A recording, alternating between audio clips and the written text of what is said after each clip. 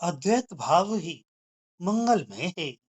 यह आत्म तत्व प्राण आदि असद भावों से और अद्वैत रूप से कल्पित है।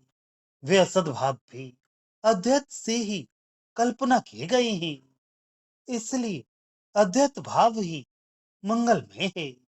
जिस प्रकार रज्जु में अविद्यमान सर्पधारा आदि भावों से तथा विद्यमान अद्वितीय रज्जु द्रव्य से ये सर्प है, यह धारा है, ये दंड है।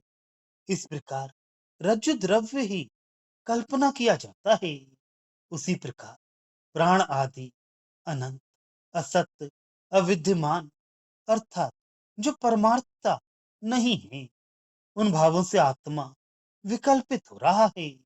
क्योंकि चित्त के चलायमान न होने पर किसी के द्वारा कोई भाव उपलक्षित नहीं हो सकता और आत्मा में प्रचलन है नहीं, तथा केवल चलायमान चित्त में ही उपलब्ध होने वाले भाव परमार्थता सत्य है।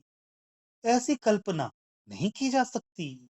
अतः यह आत्मा स्वयं एकमात्र सत स्वभाव होने पर भी असत स्वरूप प्राण आदि भावों से तथा रज्जु के समान सब प्रकार के विकल्प के आश्रय भूत परमात्म सत आत्म स्वरूप से कल्पित है।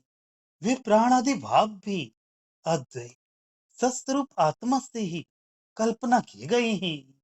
क्योंकि कोई भी कल्पना निराधार नहीं हो सकती। अतः समस्त कल्पना की आश्रयभूता होने से और अपने स्वरूप से अद्वय का कभी व्यवचार न होने से कल्पना अवस्था में भी अद्वैता ही मंगलमयी है। केवल कल्पना ही अमंगलमयी है।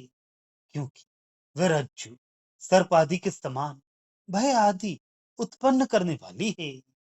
अद्वैता अभय रूपा है, इसलिए वही मंगलमयी है।